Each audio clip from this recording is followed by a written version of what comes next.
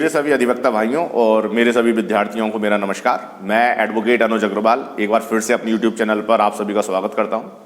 आज का जो मेरा लेक्चर है वो सीआरपीसी पर है और सीआरपीसी में मैं आज bailable offences and non bailable offences यानी जमानती अपराध और अजमानती अपराध ये मैं डिस्कस करूंगा।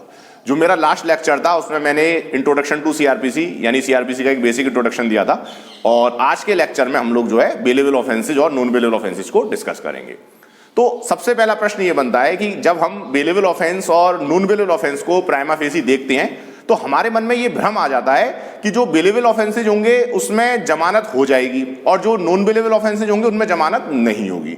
तो सबसे पहले जब हम बेलेबल ऑफेंसेज और नॉन बेलेबल ऑफेंसेज को पढ़ते हैं तो हमको अपने मन से ये भ्रम निकाल देना चाहिए, क्योंकि ऑफेंस बेलेबल हो या नॉन बेलेबल हो दोनों ही प्रकृति के अपराधों में जमानत मंजूर हो जाती है। अब दोनों में डिफरेंस क्या है ये हम समझ लेते हैं कि जो बेलेबल ऑफेंसेज है या जो जमानती अपराध हैं उसमें अभियुक्त अधिकार पूर्वक जमानत मांग सकता है यदि वह जमानत की सभी शर्तों को पूरा करने के लिए तैयार है, और न्यायालय जमानती अपराध में यदि अभियुक्त जमानत की सभी शर्तों को पूरा करने के लिए तैयार है जमानत देने से इनकार नहीं कर सकता है। लेकिन जो नॉन बेलेबल ऑफेंसेज हैं जो अजमानती अपराध हैं उसमें जमानत देना या जमानत ना देना न्यायालय के विवेक पर निर्भर करता है। अभियुक्त न्यायालय से अधिकार पूर्वक जमानत की मांग नहीं कर सकता है।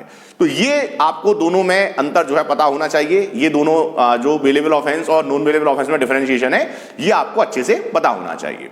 अच्छा, अगर हम ये पता लगाने की कोशिश करें कि how can be determine whether a particular offence is bailable और नॉन बेलेबल, यानी आईपीसी में जितने भी ऑफेंसेज हैं या आईपीसी के अतिरिक्त जो अन्य क्रिमिनल लॉज हैं उसमें जितने भी ऑफेंसेज हैं उसमें कैसे पता चलेगा कि कौन सा ऑफेंस बेलेबल है और कौन सा ऑफेंस नॉन बेलेबल है? तो इसके लिए हमें सीआरपीसी के फर्स्ट शेड्यूल को देखना पड़ेगा।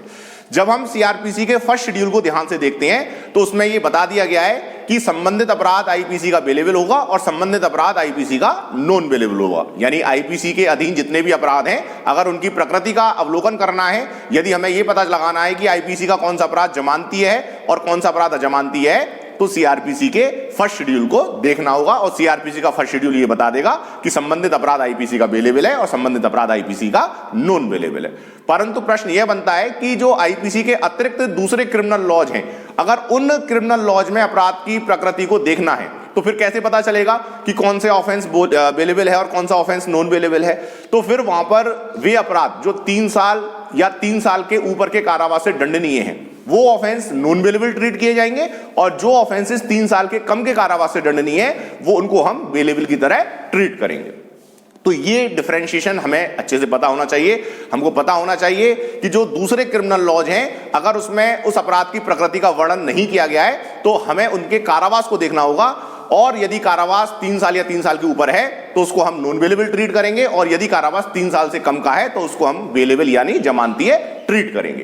तो इस तरीके से हमको ये पता चल जाएगा कि आईपीसी के अतिरिक्त भी कौन से अपराध जमानतीय हैं और कौन से अपराध अजमानतीय हैं।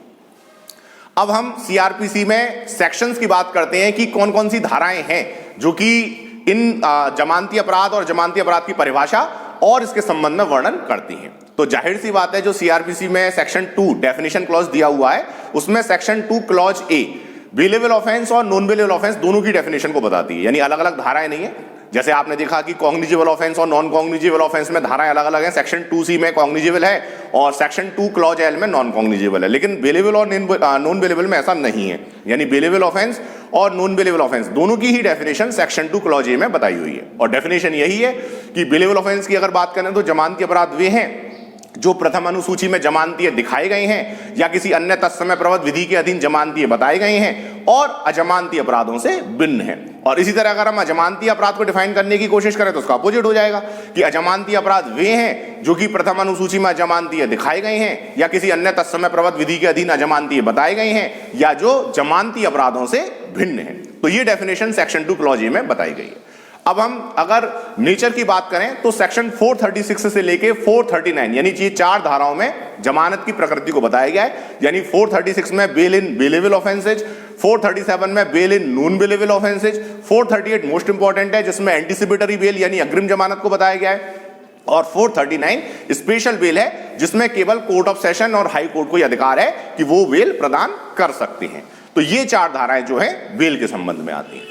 अब हम एक नियम की बात कर लें और नियम यही है कि bail is a rule and jail is an exception, यानी जमानत एक नियम है और जेल एक अपवाद है। और इसलिए मैं बार बार आपको बता रहा हूं कि अपराध चाहे बेलेबल हो या अपराध नॉन बेलेबल, दोनों ही प्रकृति के अपराधों में जमानत संभव है, क्योंकि भारतीय संविधान का अनुच्छेद 21 यही कहता है कि किसी भी व्यक्ति के शरीर पर बिना किसी युक्तियुक्त कारण के निर्बंधन नहीं लगाया जाना चाहिए। और इसी तर्ज पर हम ये कह सकते हैं कि जमानत एक नियम है और जेल एक अपवाद है।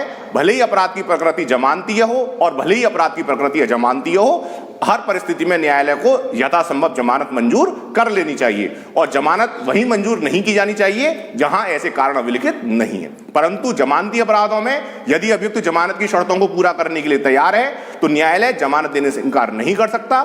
और अजमानती अपराधों में जमानत देना या जमानत ना देना न्यायालय के विवेक पर निर्भर करता है। अभियुक्त अधिकार पूर्वक न्यायालय से जमानत नहीं मांग सकता है। तो ये ओवरऑल हम लोगों ने डिस्कशन किया। अब बात करते हैं जुडिशरी, एपीओ, ऑल इंडिया बार एग्जाम, जितने भी लॉ रिलेटेड कॉम्पिटिशंस हैं, क्वेश्चंस कहां से बनेंगे? तो क्वेश्चन यहीं से बनते हैं। आपको सबसे पहले सेक्शन याद रखना है। सेक्शन 2 क्लॉज ए डेफिनेशन है बेलेबल ऑफेंस और नॉन बेलेबल ऑफेंस की। उसके बाद 436, 437, 438 और 439 जो चारों प्रकार की बेल मैंने आपको बताई थी, ये आपको याद रखना है। फिर नियम आपको याद रखना है कि bail is a rule and jail is an exception, और इसको आर्टिकल 21 के परिप्रेक्ष्य में आपको पढ़ना है। तो ओवरऑल जो है अगर हम लोगों ने डिस्कस किया बेल के संबंध में, तो मुझे पूरा विश्वास है कि पूरे लेक्चर में आपको ये समझ में आ गया होगा अच्छे से कि कैसे जमानत मंजूर की जाती है, क्या उसके कारण है, कैसे पता चलेगा कि कौन सा अपराध बेलेबल है, कौन सा नॉन बेलेबल है। और इस तरीके से ओवरऑल जो है इस पर अपना लेक्चर में कंप्लीट करता हूं। और नेक्स्ट लेक्चर में हम लोग जो है सीआरपीसी के और टॉपिक्स जैसे cognizable offence, non cognizable offence, complaint, जो भी सीआरपीसी के इंपॉर्टेंट टॉपिक्स है, हम धीरे धीरे जो है उनको वन बाय वन डिस्कस करने की कोशिश करेंगे। ओके, जय हिंद, जय भारत।